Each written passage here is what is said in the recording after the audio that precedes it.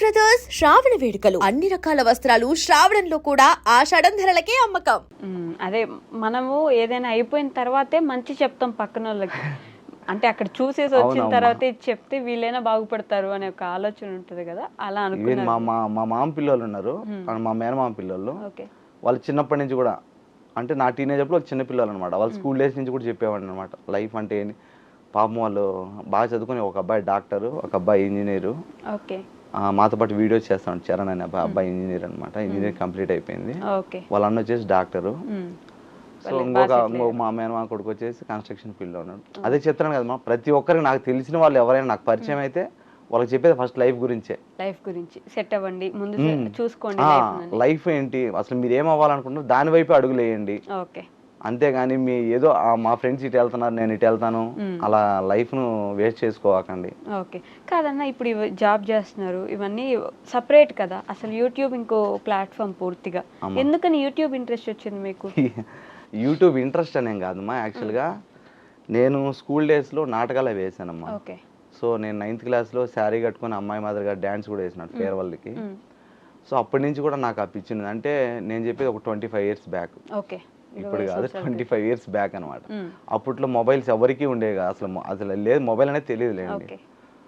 So ఇంకా అది 10th తర్వాత ఇంకా యాజ్ లైఫ్లో పడిన తర్వాత ఇంకా లైఫ్ మీదే పడింది, కానీ మనకు అది వదిలేసుకున్నాం. మనకంటూ ఒకటి ఇంట్రెస్ట్ ఉంది అనేది వదిలేసుకున్నాను. అలాగా దాని మీద ఆశ లేకుండా ఉన్నది. తర్వాత మా ఊర్లో యూట్యూబ్ ఛానల్ వచ్చేసి ఈ అబ్బాయి 999 ఇండియా జయకృష్ణ అనే అబ్బాయి పెట్టుకున్నాడు. అప్పటికి నాకు తెలియదు, మాకు మ్యూచువల్ ఫ్రెండ్ ఒక అబ్బాయి ఉన్నాడు. ఆ అబ్బాయి స్టేటస్ పెట్టుకున్నాడు ఇట్లా చూడండి అనేటట్లు. స్టేటస్లో పెట్టుకుంటే ఓపెన్ చేసి చూశాను. ఓకే ఇతను ఎవడో కష్టపడుతున్నాడు, కాకపోతే కొంచెం బాగా చేస్తే బాగుంటుంది అని చెప్పేసి ఆ అబ్బాయికి ఫోన్ చేస్తే ఆ అబ్బాయి తీసుకొచ్చి పరిచయం చేశాడు అన్నమాట. ఆ విధంగా జయకృష్ణ గారు పరిచయం చేశారు మిమ్మల్ని. ఓకే. అలా పరిచయం చేయడం వల్ల మాకు పరిచయం ఉంది. లేదంటే అంతకుముందు ఏంటంటే మాకు అంటే ఈ అబ్బాయి పరిచయం కావచ్చు, ఫ్యామిలీ పరంగా అయితే వాళ్ళ అమ్మగారు కానీ మా అమ్మగారు చాలా అంతకుముందు ఒక 5 years 10 years నుంచి కూడా క్లోజ్ అనమాట. అప్పటికి వీళ్ళు ఇంకా చిన్నపిల్లలు స్కూల్కి వెళ్ళేవాళ్ళు అనమాట. సో అబ్బాయి అనేది తెలియదు నాకు. సో ఫ్యామిలీ పరంగా అయితే అంతకుముందు 10 ఏళ్ళ నుంచి కూడా పరిచయమే. ఓకే. ఈ అబ్బాయి అయితే ఫేస్ టు ఫేస్ పరిచయం అయింది ఇంకొక అబ్బాయి ద్వారా. ఏ ఇయర్ లో ఎగ్జాక్ట్లీ అనేం కాదు కానీ ఒక 3 years 3.5 years అయిపోయింది. ఇప్పటికి 3.5 years back, nearly 4 years 3.5 years పైన అయిపోయింది. తనకు పరిచయం అయ్యారు అంటే ఇంట్రెస్ట్ ఏంటి, వీడియోస్ చేద్దామనా లేకపోతే ఇంకేమన్నా? లేదమ్మా, చెప్పాను కదా ఆ అబ్బాయి ఏంటంటే ఆల్రెడీ కంటెంట్ కాదు కానీ ఎక్కువ వీడియోస్ ఏంటంటే సినిమాలవి స్పూఫ్ టైప్ అలా చేస్తా ఉన్నాడు. సో కంటెంట్ ఏదైనా బాగా చేస్తే బాగుంటుంది. నేను చెప్పాను కదా నాకు ఆల్రెడీ ఇంట్రెస్ట్ ఉండిందని. సో నేను కంటెంట్ చెప్తాను చేసుకోండి అని చెప్పేసి అలాగే నేను ఒక 2.5 years పైనే నేను అబ్బాయి కంటెంట్ అంటే రెగ్యులర్ గాని కాదు కానీ మాక్సిమం ఒక 30% దాకా చెప్పుకుంటాను. అంటే ఇలా చేస్తే బాగుంటుంది నాకు ఎప్పుడన్నా హాలిడేస్ కానీ సండే కానీ అలా ఉన్నప్పుడు నా ఇంట్రెస్ట్ కొద్దీ నేను కూడా చేశాను అనమాట. అప్పుడు బావ అనేది పరిచయం, వీడియోస్ లో బావా అని పరిచయం అయింది. మీరు కంటెంట్ ఇచ్చేవాళ్ళ? చెప్తున్నాను కదా నాకు చాలా ఇంట్రెస్ట్. అంతకుముందు నేను నవరత్నాల బ్యాచ్ లో ఇప్పుడు సాఫ్ట్వేర్ బాలా అనే అబ్బాయి అన్నాడు కదా, యువర్స్ బాలా అబ్బాయి కొత్తగా ఛానల్ ఉంది. ఆ అబ్బాయి కూడా ఛాన్స్ సార్లు అడిగాను అనమాట. అంటే అప్పుడు నవరత్నాల బ్యాచ్ చాలా ఫేమస్. ఆ అబ్బాయి కూడా రే నాకు కంటెంట్ ఇష్టము, అంటే నేను చెప్తాను మీరు ఒకసారి చెయ్యండి అంటే నా కంటెంట్ నేను స్క్రీన్ మీద చూసుకోవాలని ఇంట్రెస్ట్ అనమాట. ఓకే. అంటే లాస్ట్ టైం నేను ఇంటర్వ్యూ చేశాను జయకృష్ణ గారిని. అప్పుడు కంటెంట్ గురించి లేకపోతే తన ఛానల్ గురించి ఎప్పుడు పూర్తిగా తను మాత్రమే చేసుకున్నారని చెప్పారు. ఆ రోజు ఫ్రెండ్స్ వస్తే వాళ్ళు హెల్ప్ చేశారని కూడా చెప్పారు. మీ గురించి మీరు చేశారని ఎప్పుడు చెప్పలేదు నాకు. అవునమ్మా, ఒకసారి 1 lakh subscribers అనమాట. అంటే మా లొకాలిటీలో 1 lakh subscribers వచ్చినప్పుడు మేము పెద్ద పండగ మాది చేసాం. కేక్ కట్ చేసి వీడియో ఉంది అతని ఛానల్లోనే.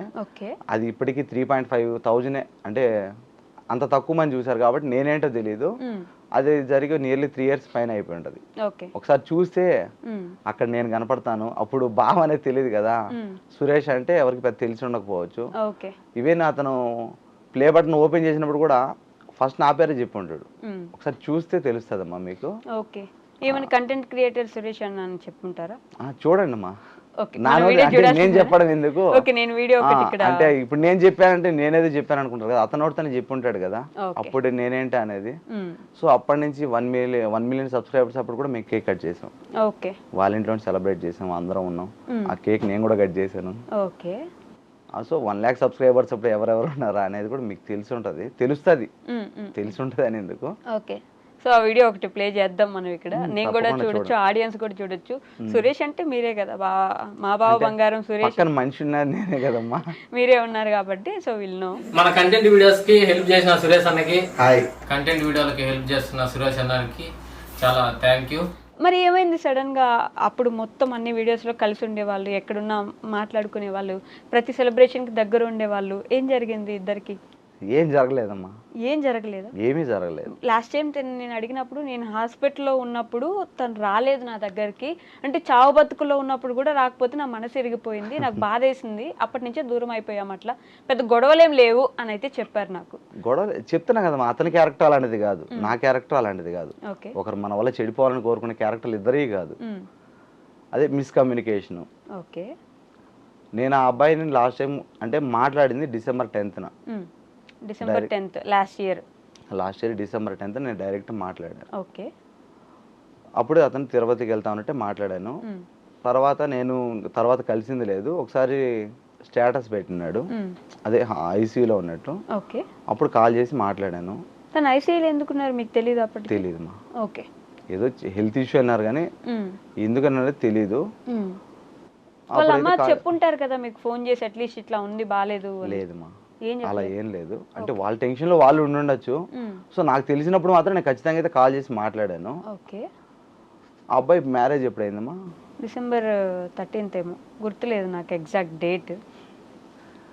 December 17th. December 17th live లో వాళ్ళే చెప్పారు. యా యా నేను 10th కలిశాను. ఓకే అతను హాస్పిటల్ ఎప్పుడు ఉన్నాడో మాకు తెలియదు, అంటే ఎగ్జాక్ట్ డేట్ తెలీదు. సో పోస్ట్ అయితే పెట్టినాడో, డేట్ అయితే నాకు ఎగ్జాక్ట్ తెలీదు. వైజాగ్ వెళ్ళి డిసెంబర్లో పెళ్లి చేసుకుని వచ్చాడు 17th. ఓకే December 17th ఆ మధ్యలో ఎన్ని రోజులు గ్యాప్ ఉందో అది నేను ఇప్పుడు వెళ్ళలేదో మీరే తెలియాలా. December 10th మీరు కలిసారు, December 17th పెళ్లి చేసుకుని వచ్చారు, మధ్యలో ఐసీయూలో ఉన్నారు. ఎప్పుడు ఐసీయూలో ఉన్నాడు అంటే ఏ డేట్ని ఐసీయూలో ఉన్నాడు, ఎప్పుడు వైజాగ్ వెళ్ళి తీసుకొని పెళ్లి చేసుకొచ్చాడు, నేను ఎప్పుడు కలవలేదు. యాక్చువల్లీ నాకు మొబైల్ కూడా అలో లేదు, మొబైల్ ఆఫీస్కి. ఓకే సో నాకు తెలిసేది ఈవినింగ్ నేను 7 ఇంటికి వచ్చిన తర్వాతనే చూసుకున్నాను. ఈవెన్ నేను కామెంట్లు కావచ్చు, ఏవైనా కావచ్చు కూడా, వీడియో అప్లోడ్ చేశానంటే ఆ కామెంట్లు ఇంటికి వచ్చిన తర్వాత నేను రిప్లై ఇస్తాను. మ్యాక్సిమం నేను నా సబ్స్క్రైబర్స్ కూడా ఒకటే చెప్తాను, నేను సండే రోజు ఖచ్చితంగా కాల్ చేయండి, నేను మాట్లాడతాను, మెసేజ్ రిప్లై ఇస్తాను. సో మిగతా రోజులు అయితే నాకు కుదరదు అనేసి. ఇప్పుడు ఏదో ఒక మనిషిని దూరం పెట్టాలంటే కారణం ఎత్తుకోవాలి అది చెప్పారు తప్ప, ఒకవేళ మీరైతే ఒక 2.5 year మీకు సపోర్ట్ చేసిన వాళ్ళు, అంటే ఏ లాభం చూడకుండా మీకు సపోర్ట్ చేసిన వాళ్ళు ఒక చిన్న కారణమే కదా, ఏమైనా గొడవలు ఉన్నాయా లేవని చెప్పారు కదా.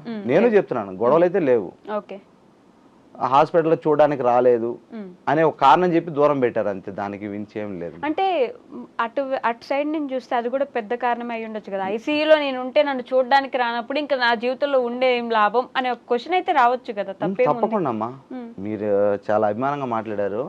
నేను అదే అభిమానంతో ఫోన్ చేసి మాట్లాడినప్పుడు బాగుంది అన్నారు కదా. సో అతను ఉండేది తిరుపతిలో, హాస్పిటల్ ఉండేది తిరుపతిలో. నేను వచ్చేది నైట్ 7కి వచ్చాను, మాట్లాడాను, బాగుందని చెప్పారు. ఓకేనా, ఇంకా నేను బాగుందని చెప్పాడు కదా గొమ్మను ఉన్నాను. ఇప్పుడు ఏదో నన్ను బయట పెట్టడానికి కారణం కోసం చెప్పారు తప్ప, ఇప్పుడు అతను రమ్మని అడిగారా వాళ్ళ అమ్మ గానీ? రమ్మని ఎట్లా అంటారులేమ్మా, రమ్మని అయితే అనలేదు. ఇవే అసలు వాళ్ళు మాట్లాడలేదని చెప్పారు కదా. సో ఇంకా దాని ఏముంది, అంటే ఫోన్ చేసినప్పుడు ఇట్లా ఐసీయూలో ఉన్నానన్నా నేను చెప్తున్నానమ్మా, నేను చెప్తున్నాను. వాళ్ళు అసలు నేను ఫోనే చేయలేదని చెప్పారు లైవ్ లో. ఇంకా నేనేం ఏం మాట్లాడాలి అంటున్నా. మరి మీకు ఎలా తెలుస్తాను హాస్పిటల్లో ఉన్నారని? నేను ఫోన్ చేసి మాట్లాడినా కానీ చెప్పలేదన్నారు. పోస్ట్ పెట్టారమ్మా, యూట్యూబ్ లో పోస్ట్ పెట్టాడు, ఐసీలో ఉన్నట్టు యూట్యూబ్ లో పోస్ట్ పెట్టాడు. అది చూసి కాల్ చేశాను, మాట్లాడాను, బాగుందన్నారు. ఒక మ్యాక్సిమం నాకు తెలిసి December 13th or 14th